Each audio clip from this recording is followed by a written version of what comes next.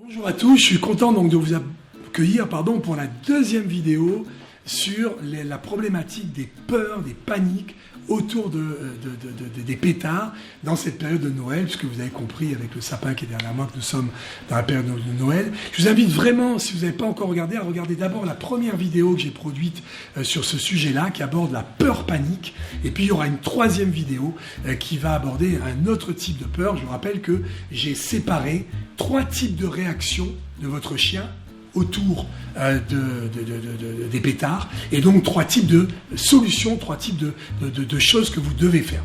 Deuxième manière de réagir de votre chien que je voudrais aborder maintenant, moi je l'ai appelé, c'est moi, je l'ai appelé la peur instantanée.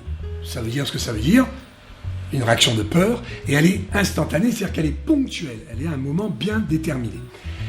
Comment est-ce que vous allez repérer que votre chien est dans ce contexte-là? En général, l'animal va se mettre à trembler, les oreilles sont couchées, la pupille là aussi se dilate, c'est-à-dire l'œil devient noir, et en général, immédiatement après cette phase-là, ça va entraîner une réaction avec un déplacement de l'animal, mais contrairement à ce que je vous ai dit tout à l'heure, le déplacement va être orienté, il va être contrôlé. C'est-à-dire, par exemple, le chien va courir, mais il va aller sur le lit.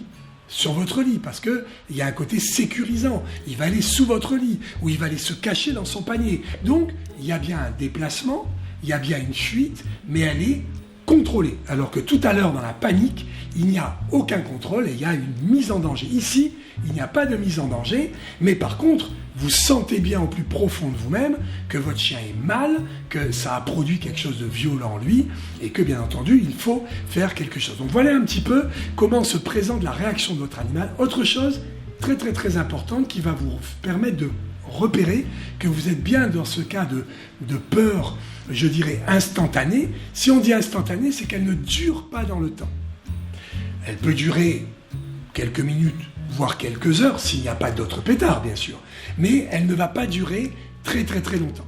Si la peur dure beaucoup plus longtemps, c'est le 3e cas de figure que l'on verra tout à l'heure. Donc, je vous ai montré la manière dont votre chien allait réagir. Ça vous permet donc de le visualiser, de dire « Ok, c'est bien ça, je le vois, c'est bien ce qu'il m'a dit. » Et d'autre part, de valider que la durée de cette peur est, je dirais, faible, 10, 15 minutes, 20 minutes, à quelques heures. Alors, comme d'habitude, j'aime bien dire qu'est-ce qu'il faut faire et qu'est-ce qu'il ne faut pas faire. D'abord, qu'est-ce qu'il ne faut pas faire? Première chose, dans ces cas-là, ne jamais rassurer son chien. Alors, je l'ai déjà abordé dans d'autres vidéos, et souvent on a un petit peu de mal avec ça. Encore aujourd'hui, je ne vais pas le détailler, mais sachez simplement que lorsque vous caressez un chien, lorsque vous rassurez un chien, vous renforcez toujours, le dernier acte qu'il a produit dans les dernières secondes. Ça veut dire que lorsque vous caressez un chien qui a peur, vous renforcez sa peur. Et donc vous allez augmenter sa peur. Je le détaille beaucoup plus profondément dans les modules sur l'éducation du chien, mais quand même là, à ce stade-là, c'est très important, parce que si je vous dis ça, comme ça, vous allez dire, attends, Cosette, il est gentil, mais il me dit qu'il ne faut pas rassurer mon chien, enfin, je vois bien qu'il a peur, et il faut le rassurer. Non. Mais par contre, je vais vous donner des outils quand même. Mais ne le rassurez pas immédiatement, un chien qui a peur, parce que vous allez renforcer la peur. Deuxième chose, bien sûr, ne le corrigez pas. Parce que ça pourrait arriver. Votre chien est monté sur le canapé à 3 000 € que vous venez d'acheter. Ah, qu'est-ce qui se passe? Ou bien alors, il est allé sur le lit alors qu'il sait très bien qu'il n'a pas le droit. Et on peut le gronder ou le sanctionner. À ce moment-là, bien sûr, associé au pétard en plus, le chien va dire, non seulement quand il y a des pétards, ça me stresse complètement, mais en plus, mon maître lui-même est stressé et il me corrige. Alors là, ça devient panique à bord et vous allez au contraire amplifier l'ensemble de la réaction de stress qui s'est produite dans votre chien. Alors, que faut-il faire? La première chose, c'est que vous allez, dans ce cas-là, non pas rassurer votre chien, mais vous allez, si vous voulez le câliner, vous allez lui faire produire un autre acte au milieu. Par exemple, vous allez le faire s'asseoir, ou par exemple le faire jouer un petit peu. Et dès que vous aurez fait ce premier acte-là, là vous pouvez le câliner. Parce que le fait de le câliner, de le rassurer, va renforcer le dernier acte qu'il a produit, c'est-à-dire soit que vous l'avez fait asseoir, soit que vous l'avez fait jouer. Et à ce moment-là, bien entendu, ça ne renforcera pas la peur qui était un acte avant. Donc, vous faites produire un acte quelconque par votre chien, vous pouvez l'appeler, vous pouvez le faire jouer, vous pouvez le faire asseoir. Le assis, c'est un très très bon exercice, tout doucement, et là vous pouvez le câliner. Deuxième chose, je vous l'ai dit à de multiples reprises, le jeu est un excellent anxiolytique. Donc si vous pouvez, si la peur n'est pas trop intense, parce qu'à un certain niveau elle est bloquante, si elle n'est pas trop intense et que vous pouvez déclencher une phase de jeu avec votre animal, ça sera un excellent anxiolytique qui va lui permettre de percevoir le bruit de pétard différemment, et ça va entraîner une amélioration au contraire au fur et à mesure qu'il va être confronté au bruit, parce que derrière il y aura du jeu, il y aura plutôt de la joie, et le pétard, au lieu d'être associé simplement à un état de stress et de tout me stress et n'est pas bon, finalement il y a quelque chose de positif, il y a une relation avec mon maître et ça vient un petit peu équilibrer les choses. Autre chose dont vous pouvez vous servir, c'est un être vivant qui est rassurant pour votre animal. Ça peut être un autre chien, par exemple. Et là, immédiatement, dans la période de pétard, surtout, vous les mettez ensemble. Ça peut être un enfant à la maison qui est particulièrement proche du chien. Pendant cette période de pétard, on va faire attention que les enfants soient là et que le contact avec l'animal soit véritablement possible, parce que tout ça va créer un environnement sécurisant. Le pétard est là, mais je suis dans un environnement sécurisant. Je fais des choses comme jouer ou m'asseoir qui me déstressent complètement. Mon maître ne me corrige pas. Il me câline, mais dans un contexte qui est un contexte autre que la peur directement, parce que j'ai mis quelque chose entre. Eh bien, tout ça va créer un contexte général sécurisant. C'est ce dont il a besoin dans ce moment-là. La question qu'on va se poser maintenant, c'est faut-il, dans ces états-là, céder de médicaments? Et si on cède de médicaments, quel type de médicaments? Alors d'abord, faut-il céder de médicaments? Oui, dans certains cas, si notamment vous avez l'impression que ce que je vous ai proposé tout à l'heure comme solution pour créer un environnement sécurisant, je dirais, est de moins en moins efficace. C'est-à-dire que vous avez créé tout ça, vous le faites, mais vous voyez que les réactions de votre chien sont de plus en plus fortes.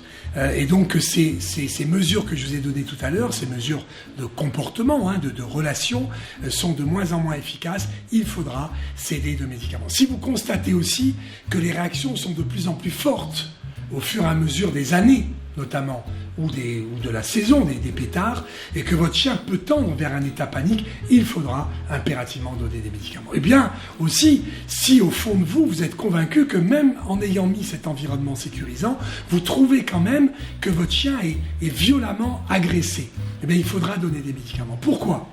Eh bien, je vais prendre un exemple très très simple. C'est que c'est une véritable agression.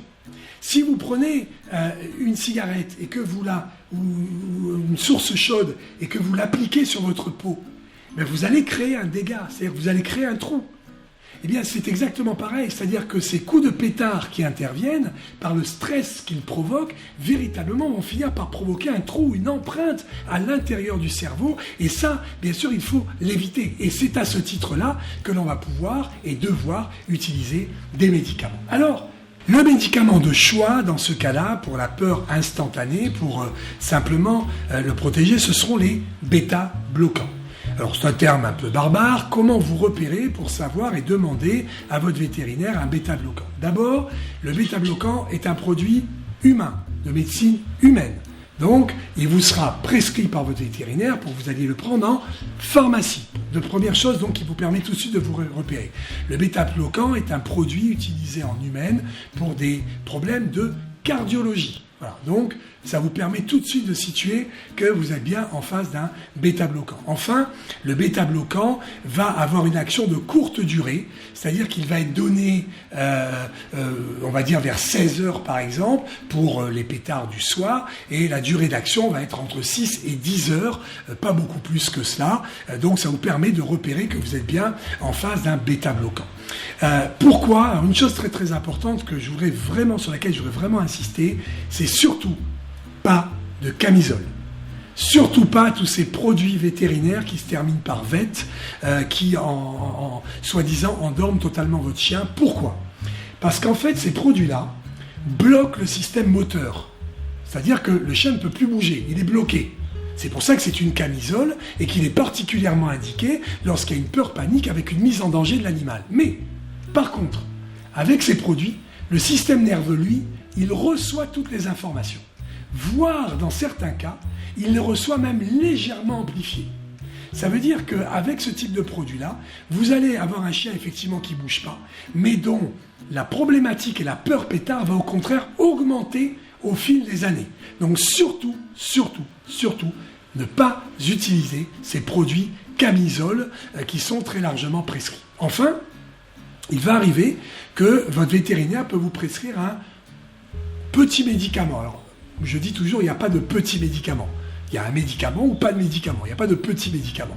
On veut dire par là, souvent, quand on utilise ce terme, ce sont des médicaments relativement doux. Ce sont des anxiolytiques vrais, souvent d'origine naturelle, des produits dérivés de protéines de lait, etc., qui peuvent être utilisés. Alors, ces médicaments sont bien, ils ne feront pas de mal, mais par rapport à l'état que je vous ai décrit tout à l'heure, de peur instantanée quand même violente, ils sont totalement insuffisants pour régler la problématique. Donc voilà un petit peu l'arsenal de médicaments que vous avez devant vous et sur lequel il faudra vraiment s'orienter vers les bêta-bloquants et demander donc ce type de prescription à votre vétérinaire. Comme d'habitude, si vous avez apprécié cette vidéo, j'espère en tout cas qu'elle vous aura amené des choses pour gérer cette problématique de pétards. N'oubliez pas de la liker, vous pouvez vous abonner pour bénéficier de toutes les vidéos qui ressemblent assez, j'aime bien traiter en général mes thématiques un peu comme celles-ci qui vous sont proposées. Et enfin, vous pouvez vous inscrire pour nos formations, nos différentes formations que je propose. Voilà. Et vous avez donc, nous allons débuter ensuite donc une troisième vidéo sur ces problèmes de pétard où je vais aborder un état, l'état anxieux, c'est-à-dire une peur qui dure beaucoup plus longtemps dans le temps et comment l'aborder, comment la traiter. À tout de suite pour cette autre vidéo.